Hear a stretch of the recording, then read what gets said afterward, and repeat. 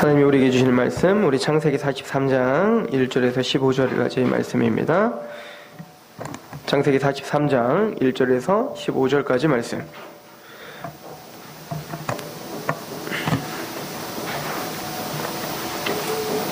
창세기 43장 1절에서 15절. 그 땅에 기근이 심하고 그들이 애굽에서 가져온 곡식을 다 먹음에 그 아버지가 그들에게 이르되 다시 가서 우리를 위하여 양식을 조금 사오라. 유다가 아버지에게 말하여 이르되 그 사람이 우리에게 엄히 경고하여 이르되 너희 아우가 너희에게와 함께 오지 아니하면 너희가 내 얼굴을 보지 못하리라 하였으니 아버지께서 우리 아우를 우리와 함께 보내시면 우리가 내려가서 아버지를 위하여 양식을 사려니와 아버지께서 만일 그를 보내지 아니하시면 우리는 내려가지 아니하리니 그 사람이 우리에게 말하기를 너희 아우가 너희와 함께 오지 아니하면 너희가 내 얼굴을 보지 못하리라 하였음이니이다. 이스라엘이 이르되 너희가 어찌하여 너희에게 또 다른 아우가 있다고 그 사람에게 말하여 나를 괴롭게 하였느냐? 그들이 이르되 그 사람이 우리와 우리의 친족에 대하여 자세히 질문하여 이르기를 너희 아버지가 아직 살아 계시느냐? 너희에게 아우가 있느냐 하기로 그 묻는 말에 따라 그에게 대답한 것이니 그가 너희 아우를 데리고 내려오라 할 줄을 우리가 어찌 알았으리까? 유다가 그의 아버지 이스라엘에게 이르되 저 아이를 나와 함께 보내시면 우리가 곧 가리니 그러면 우리와 아버지와 우리 어린 아이들이 다 살고 죽지 아니리이다. 내가 그를 위하여 담보가 되오리니 아버지께서 내 손에서 그를 찾으소서. 내가 만일 그를 아버지께 데려다가 아버지 앞에 두지 아니하면 내가 영원히 죄를 지으리이다. 우리가 지체하지 아니하였더라면 벌써 2번 갔다 왔으리이다. 그들의 아버지 이스라엘이 그들에게 이르되 그러할진대 이렇게 하라. 너희는 이 땅의 아름다운 소산을 그릇에 담아가지고 내려가서 그 사람에게 예물로 드릴지니 곧 유향 조금과 꿀 조금과 향품과 모략과 유향나무 열매와 감복숭아니라 너희 손에 갑절의 돈을 가지고 너희 자루 아기의 도로 넣어 있던 그 돈을 다시 가지고 가라. 혹 잘못이 있었을까 두렵도다. 내 아우도 데리고 떠나 다시 그 사람에게로 가라. 전능하신 하나님께서 그 사람 앞에서 너에게 은혜를 베푸사 그 사람으로 너희 다른 형제와 베냐민을 돌려보내게 하시기를 원하노라. 내가 자식을 잃게 되면 이르리로다. 그 형제들이 예물을 마련하고 갑절의 돈을 자기들의 손에 가지고 베냐민을 데리고 애굽에 내려가서 요셉 앞에 서니라. 아멘. 지금 애굽에는 시므온이 잡혀 있습니다. 그런데 이 야곱은 베냐민을 데리고 오라라고 하는 요셉의 명령을 듣고 베냐민도 잃어버릴까봐 겁이 나서 야곱은 절대 베냐민을 데려갈 수 없다. 니들도 가지 마라. 야곱은 아마 그냥 체념을 한 것 같아요. 그 시므온은 잃었다 이렇게 생각을 한 것 같습니다. 게다가 이 형제들도 누구 하나 그래도 가야 됩니다 라고 해서 내가 베냐민을 데려가지 않더라도 내가 죽는 한이 있어도 나는 가서 시므온을 구해오겠습니다 라고 하는 형제가 한 명도 없어요.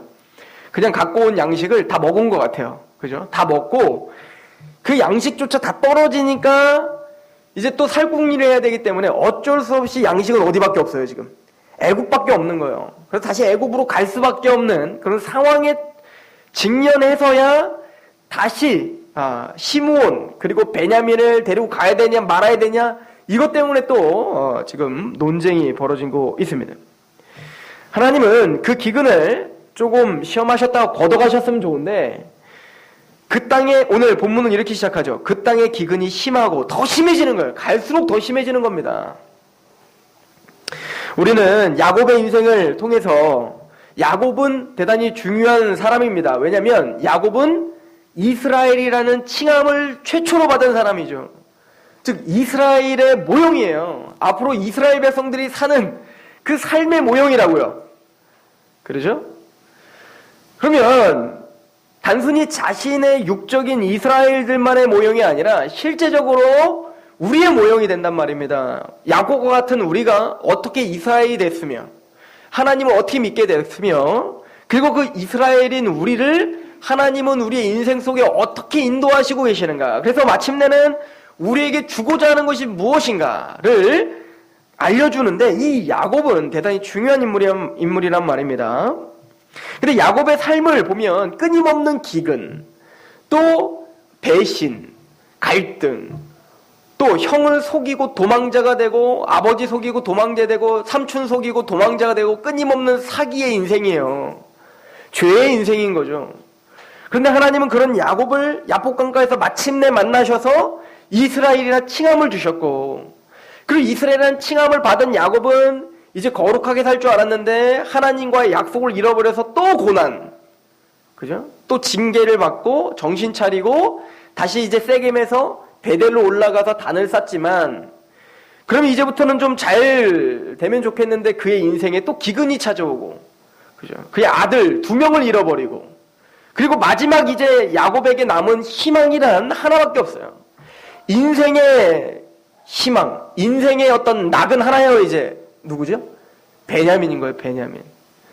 그런데 잔인하게만큼 하나님은 그 베냐민조차 내어놓기를 요구하고 계시는 겁니다. 야곱은 아마 스스로 그렇게 생각했겠죠. 하나님 참 너무하십니다.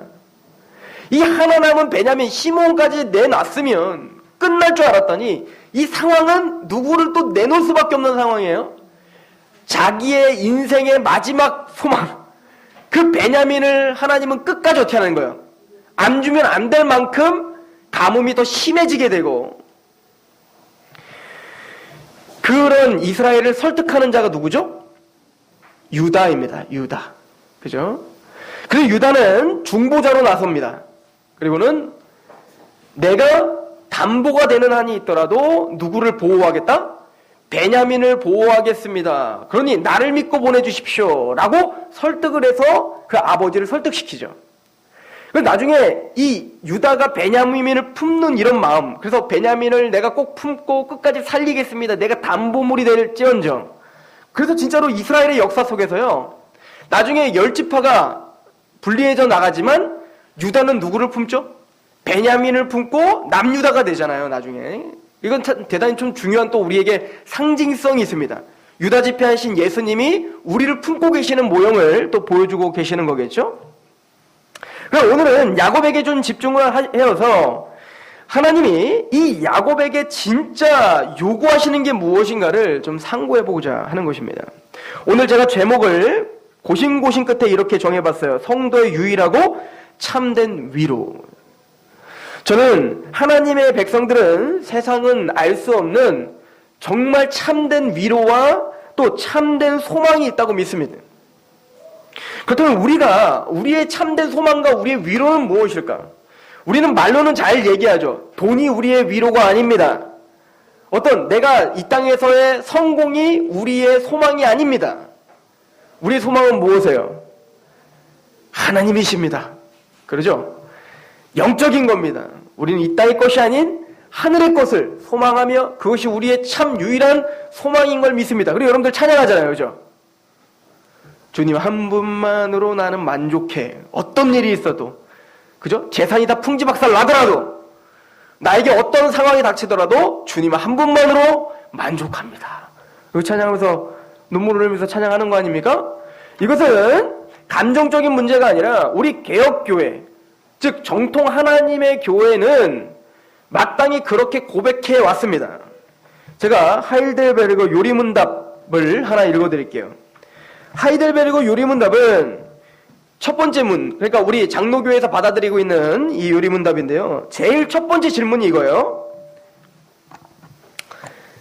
사나 죽으나 그대의 유일한 위로는 무엇입니까? 여러분들 스스로 한번 답해보세요. 사나 죽으나 당신에게 있는 위로, 그 위로도 어떤 위로? 유일한 위로는 무엇입니까? 이게 우리 개혁교회가 끊임없이 스스로에게 질문했던, 교회에게 질문했던 첫 번째 우선순위의 질문이었던 거예요. 당신의 위로는 무엇입니까? 그것도 유일한, 그 답이 이렇습니다. 사나 죽으나 나의 몸도 영혼도 나의 것이 아니요 나의 신실하신 구주 예수 그리스도의 것입니다. 이게 위로래요. 사나 죽으나 나의 몸도 영혼도 나의 것이 아니요 나의 신실하신 구주 예수 그리스도의 것입니다. 그는 그의 보혈로 나의 모든 죄값을 다 치르셨고 나를 마귀의 모든 권세에서 구원해내셨으며 하늘에 계신 나의 아버지의 뜻이 아니고서는 머리털 하나도 떨어질 수 없도록 과연 모든 것이 합력하여 나의 구원을 이루도록 그렇게 나를 보존은 시켜 주십니다. 잘 보셔야 돼요. 여기 보시면 마귀의 모든 권세에서 구원해내셨으며 하늘에 계신 나의 아버지의 뜻이 아니고서는 아버지의 뜻이 아니고서는 머리털 하나도 떨어질 수 없도록 뭘 보호하신다고요? 과연 모든 것이 합력하여 나의 구원을 이루도록이에요. 합력하여 뭐 잘되고 이 땅에서 앞으로 잘 먹고 잘 살게 해준다. 뭐 어려운 일이 있었죠? 나중에 합력하여 이루셔서 나중에 당신 성공하게 할 테니까 걱정 마세요가 아니에요. 이게 위로가 아니었다고요. 우리의 위로는 구원입니다. 구원. 내가 그리스도를 닮는 완전한 형상으로 우리가 영화롭게 되는 거. 그렇게 나를 보존시켜 주십니다. 그러므로 그는 그의 성령으로 말미암아 나로 하여금 영생을 확신하게 하시며 이제부터 그를 위하여 살기를 진정으로 바라도록 만드시고 또한 그렇게 살 준비를 갖도록 만드십니다. 이게 뭐라고요? 우리 교회가 고백했던 유일한 위로요, 유일한 소망입니다 라고 고백하는 거예요. 그러니까 제 설교가 잘못된 게 아니죠? 이 땅의 것이 아닙니다 라고 자꾸 외치는 것이 뭔가 동떨어진 얘기를 하는 게 아니라 이게 종교개혁 이후에 개혁교회에서 함께 고백했던 위로였던 거예요. 이게 성경이 우리에게 요구하는 위로라는 겁니다. 이제부터 그를 위하여 살기로 진정으로 바라도록 만드시고, 그러니까 우리의 위로는 내가 죄악 가운데 넘어지건 연약하건 쓰러지건 어떤 상황 속에서라도 하나님은 마침내 우리를 그를 위하여, 즉 하나님을 위하여, 주님을 위하여 살도록 진정으로 바라도록 만드시는 거예요. 하나님을 위해 살아야지 라고 마음을 다독거려주고 하나님의 영광 위해서 살게 하고 그렇게 하나님은 만드시는 거. 그런 하나님의 섭리, 그런 하나님의 능력, 그런 하나님의 인도하심, 이것만이 우리의 뭐라는 거예요? 유일한 위로다. 이게 우리 성도들의 위로라는 것입니다. 저는 오늘 이 말씀, 우리가 고백하는 하이델베르그 요리문답 1번의 이 말씀이 야곱의 인생을 해석하는 아주 중요한 지침서라고 믿습니다. 어찌 보면 야곱에게 하나님이 그 위로를 알게 하시는 거예요. 그 인생 전체를 통해서 왜 예수 그리스도가 나의 구주가 되시고 이제는 나는 사나 죽으나 다 주님의 것입니다. 내 마음대로 되는 거 하나 없습니다. 하나님이 소유입니다. 하나님이 나의 주권자입니다. 라고 고백하는 것이 왜 위로인지 그것을 알 수 있도록 인도하는 과정, 이게 바로 야곱의 삶이었다는 거예요. 그 얘기는 오늘날 저와 여러분들의 삶이 그 목적이 지금 그쪽으로 가고 있다는 겁니다. 하나님만이 나의 유일한 위로이십니다를 고백하는 자리로 주님은 만들어 가시는 거죠.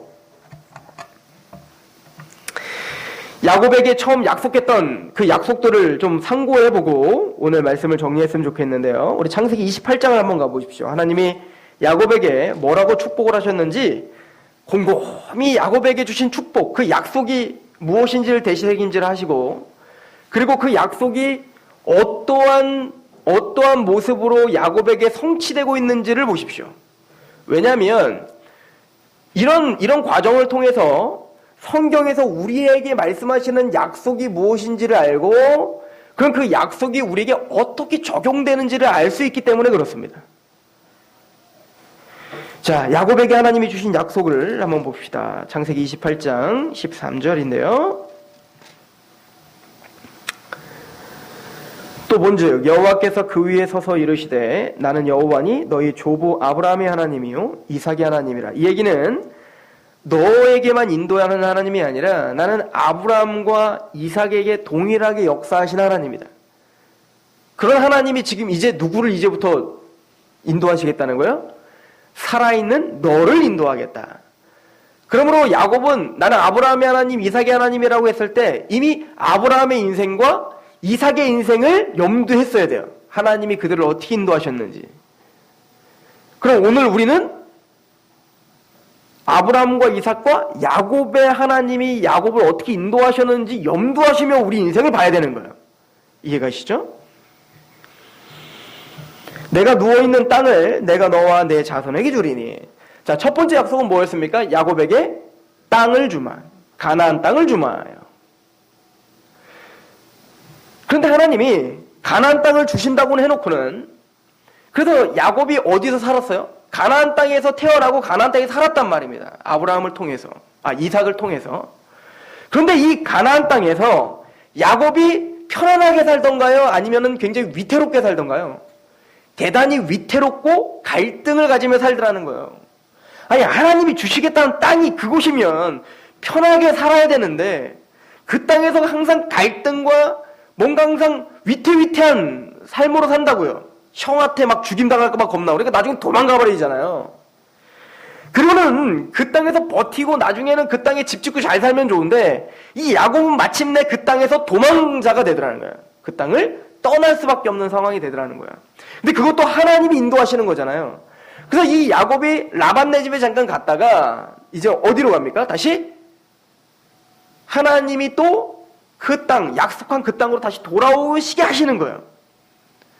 그러면 야곱은 지금 어디 살아요? 드디어 하나님이 약속하신 가나안 땅에 왔단 말입니다. 하나님 주시겠다는 약속의 땅. 그럼 이제부터는 잘 살아야 되는데 그 땅에서 이제 어떤 일이 벌어졌어요? 요셉 잃어버렸죠? 그리고 가뭄 들었죠.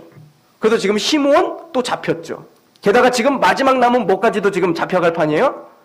베냐민도 잡혀갈 판이고, 잡혀가는 게 문제가 아니라 우리도 다 죽을 수 있는 상황이에요. 항상 뭔가 이 어려움 속에 살더라는 거예요. 그래서 마침내 야곱은 가나안 땅 주시겠다 해놓고는 가나안 땅에서 죽지도 못해요. 어디서 죽었죠? 애굽에서 죽었어요. 그러니 하나님이 도대체 나에게 주신 약속이 무슨 의미인가 궁금하지 않았겠습니까? 아니, 하나님이 가나안 땅을 주시겠다 해놓고는 가나안 땅을 줬다가 뺏었다가 또 있는데 거기는 나중에는 내가 가나안 땅에 살지도 못하게 애굽에서 죽게 하고. 아니, 도대체 가나안 땅의 약속은 야곱에게 무슨 의미냔 말입니다. 그게 우리의 갈등인 거예요. 하나님은 하나님의 나라를 우리에게 주셨습니다. 그죠? 하나님이 나라를 주셨다는 거예요. 어디? 내 마음 안에 하나님의 나라가 있다면서요. 먹는 것과 마시는 것에 있는 것이 아니라 성령 안에서 의와 평강과 희락이니라. 뭐가? 하나님의 나라는. 하나님은 이미 우리 마음에 하나님의 나라를 임하게 하셨습니다. 그렇다면 이제 하나님의 나라가 임한 그 유업을 가진 하나님의 백성들이 이 땅에서 모든 것을 승리하며 평안하며 기쁘며 안식이며 만족함을 누리며 살아면 좋은데, 야곱에게 가나안 땅을 줬다 뺏었다 하는 것처럼 우리 안에 끊임없이 언제는 안식이 있다가 언제는 갈등이 있다, 언제는 또 안식이 있다, 언제는 갈등이 있다, 이런 막 복잡한 인생을 우리는 살고 있는 거예요. 이 땅에서. 왜 그렇게 하셨을까요? 하나님은 가나안 땅이 진짜 땅이 아니라 무엇을 바라보려 하심이라? 히브리서 11장에 진짜 본향인 하나님 나라, 진짜 가나안을 바라보게 하려 하심이라. 하나님의 백성들에게 이런 갈등이 허락되는 것, 허용되는 것은 물론 제가 말씀드리지만 구원받은 하나님 백성들에게만 이런 갈등이 있나요? 그렇진 않아요. 누구에게나 있습니다. 교회 바뀌건 교회 아니건 이런 갈등은 있는 거예요. 그러나 하나님의 백성들은 이런 과정들을 통해서 세상은 낙심하고 모든 걸 포기해버리지만 하나님의 백성은 다르다는 겁니다. 왜냐하면 이 땅의 것이 소망이 아니라 하늘의 것이 소망인 것이 더 명확해지는 거예요. 그 고난을 통해서. 두 번째, 야곱에게 주신 약속은 무엇이었습니까? 14절에 보시면 내 자손이 땅에 티끌같이 되어 내가 서쪽과 동쪽과 북쪽과 남쪽으로 퍼져 갈지며 땅의 모든 족속이 너와 내 자손으로 말미암아 복을 받으리라. 자손들이 많아진다는 거예요. 그리고 그 자손들은 그 땅에서 퍼져나가 마침내 너와 내 자손으로 말미암아 복을 받게 되는, 즉 복의 통로. 지금 다 누구에게 준 약속이면 사실 아브라함에게 주신 약속이잖아요. 그 약속을 이삭과 야곱에게 통일하게 주시는 거예요. 그 얘기는 오늘 누구에게 주신다는 거야? 우리가 누리고 있는 약속이 이거라는 거죠. 너와 내 자손으로 말미암아 복을 받으리라. 우리는 이제 반복적으로 찾아봤어요. 이 자손은 여럿을 가리켜 자손들이라 하지 않고 오직 하나를 가리켜 자손이라 해서 누구냐? 바로 예수 그리스도니라. 갈라디아 3장 16절에 있는 말씀 아닙니까? 즉, 이 야곱은 이 자손들이 퍼져나가는 것이 단순히 나의 세력이 커지는 게 아니라 누구를 바라보는 신앙을 주신 거라는 거예요. 바로 그 자손인 예수님을 바라본 그 복음이었다고 히브리서 기자는 해석하고 있죠. 또 갈라디아 기자는 해석하고 있는 거예요.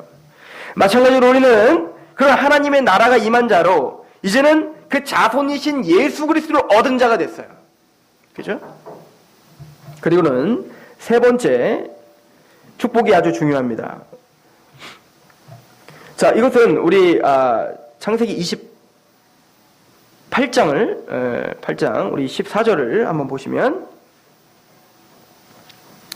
자, 15절인데요. 내가 너와 함께 있어 내가 어디로 가든지 너를 지키며 너를 이끌어 이 땅으로 돌아오게 할지라 내가 내게 허락한 것을 다 이루기까지 너를 떠나지 아니하리라 하신지라.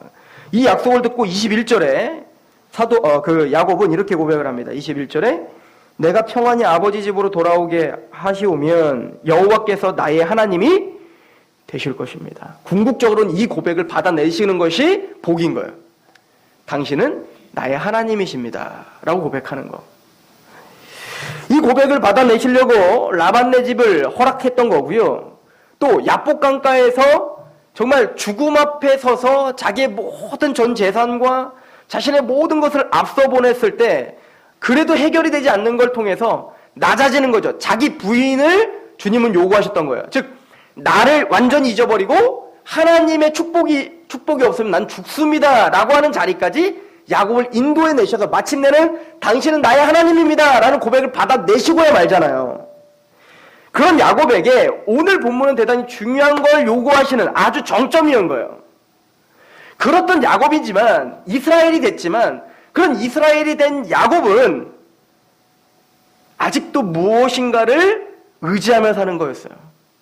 뭘 의지했다고요? 요셉을 의지하고 살았고, 하나님 요셉을 데리고 가니까 이제는 누구를 의지하며 살아요?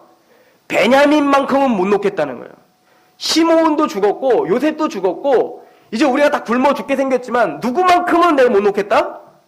베냐민만큼은 못 놓겠다는 거죠. 하나님은 지금 내가 너에게 줄 그 복은 뭐냐면 내가 너의 하나님이 되는 거란다?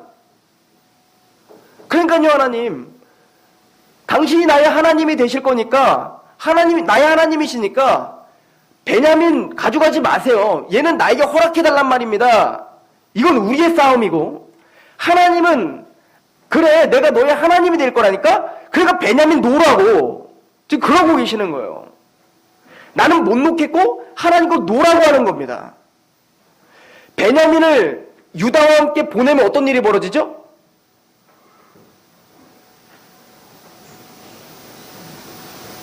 애굽에 가서 편안하게 호의호식하며 잘 살게 돼요.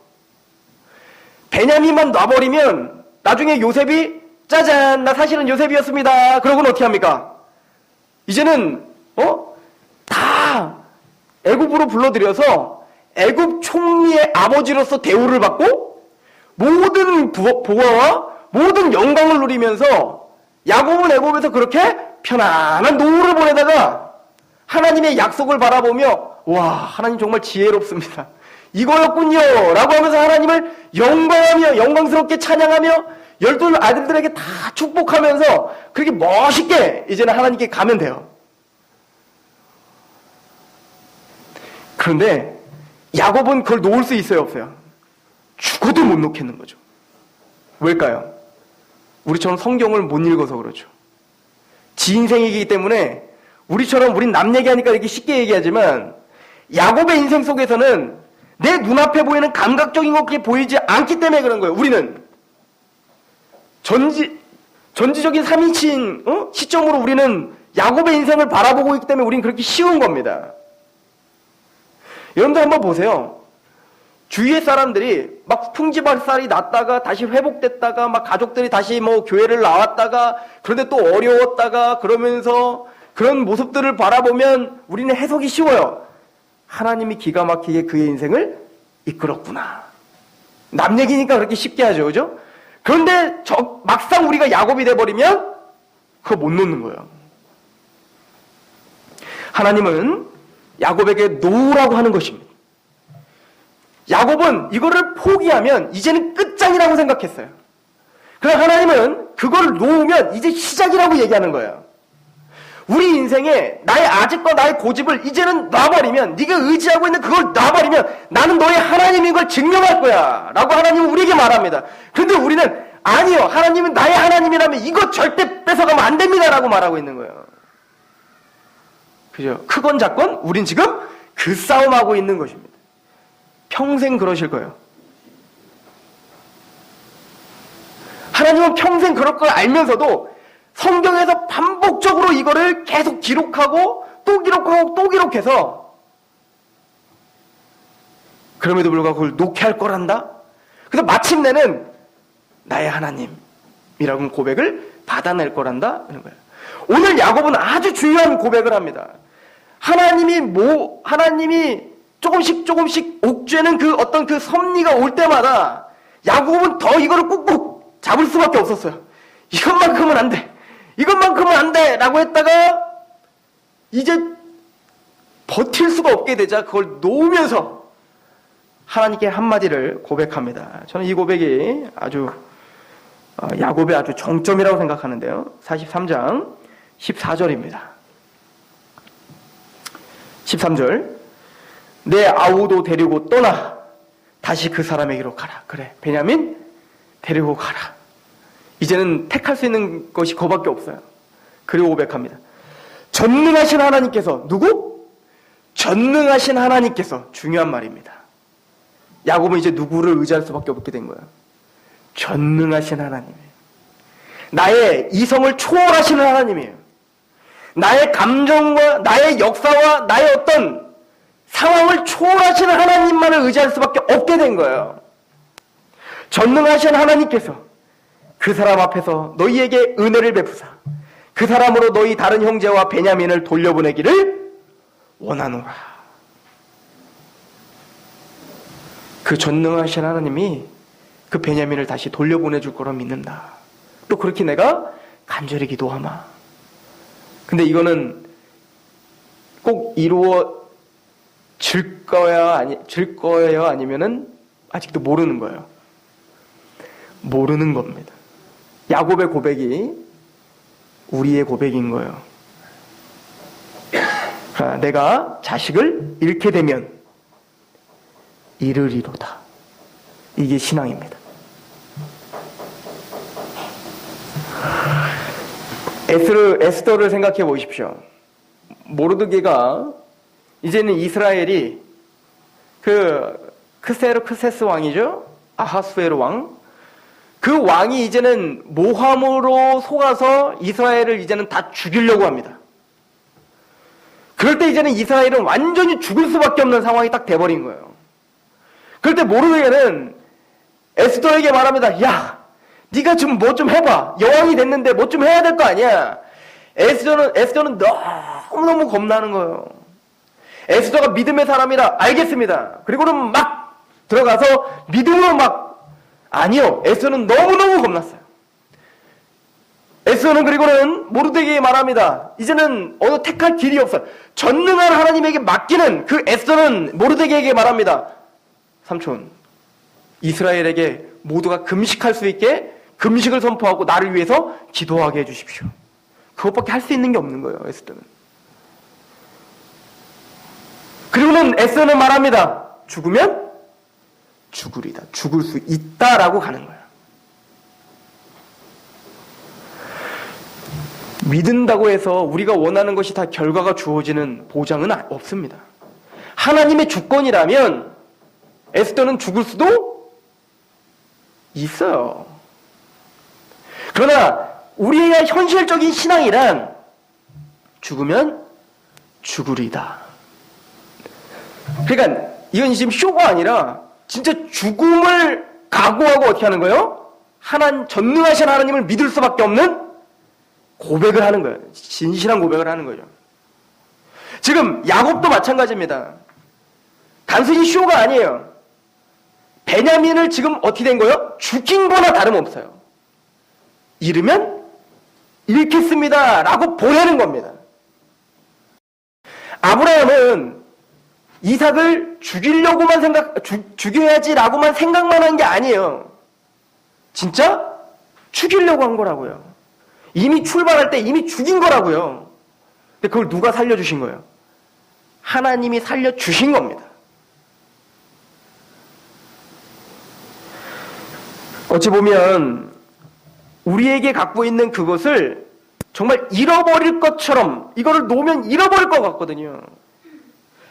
그러니까 우리 현실 속에서 싸움은 항상 이것을 놔버리면, 이걸 포기해버리면 이건 영영이 나에게 사라질 것 같아서 우리는 이거 못 놓는 거예요.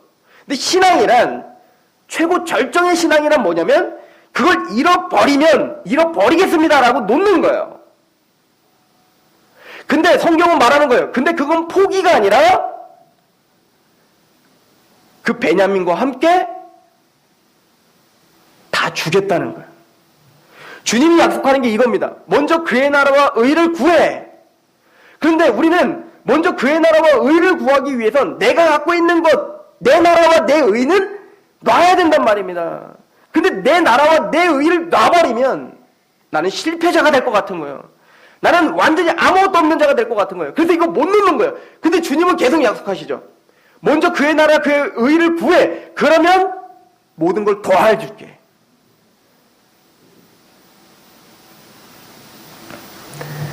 이런 과정들을 통해서 전능한 하나님이 누구신지를 배우게 하시는 거예요.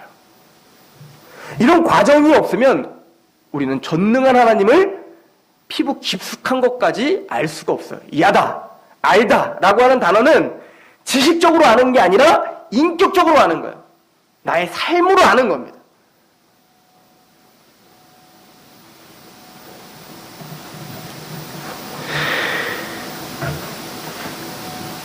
전능하신 하나님께서 그 사람 앞에서 너희에게 은혜를 베푸사 그 사람으로 너희 다른 형제와 베냐민을 돌려보내게 하시기를 원하노라. 내가 자식을 잃게 되면 이르리로다. 이게 역설이에요. 우리 기독교의 역설은 여기 있습니다.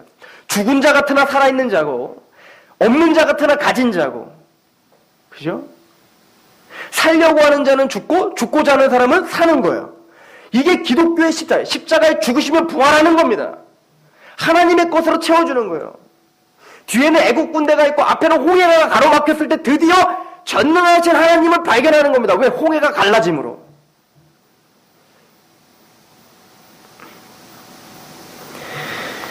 이런 과정들을 통해서 하나님은 야곱에게 전능한 하나님, 나의 유일한 소망은 당신밖에 없습니다를 고백을 하게끔 하시더라는 겁니다. 전능한 하나님과 동행하며 승리하는 법은 무엇입니까? 저는 상록교회가 믿음으로 승리하는 교회이길 소망합니다. 또한 저를 위해서 기도합니다. 또 저희 자녀를 위해서 기도합니다. 앞으로 내 아들이 믿음으로 전능한 하나님과 동행하며 승리하기를 원한다고 기도합니다. 야곱과 같이 되기를 원한다고 기도하고, 모세와 같이 되기를 원하고, 다윗과 같이 되기를 원하고, 여호수아처럼 되기를 원합니다. 근데 우리가 원하는 내 나라와 나의 의에 관련된 것만 쏙쏙 빼먹어요. 솔로몬같이 지혜로웠으면 좋겠고, 모세처럼 담대했으면 좋겠고, 야곱처럼 축복받았으면 좋겠고. 그런데 그 축복, 지혜, 이 모든 것들이 어떻게 주어졌는지, 그리고 그것이 그의 인생을 통해서 어떤 방법으로 하나님이 진짜 주고자 하는 고백을 받아냈는지는 관심이 없는 겁니다. 그래서 인생이 해석이 안 되는 거예요.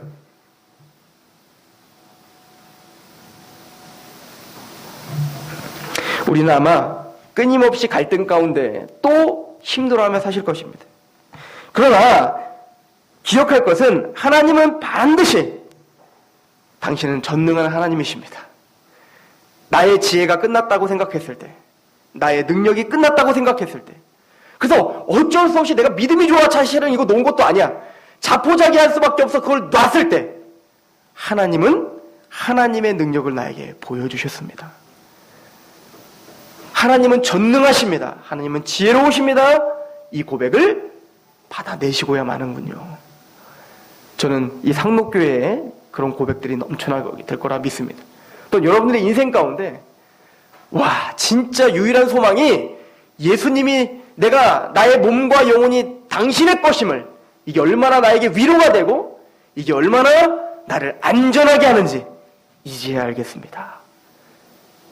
야곱이 그 고백을 하는 것처럼 우리도 그 고백을 반드시 하시게 될 것입니다. 기도하겠습니다.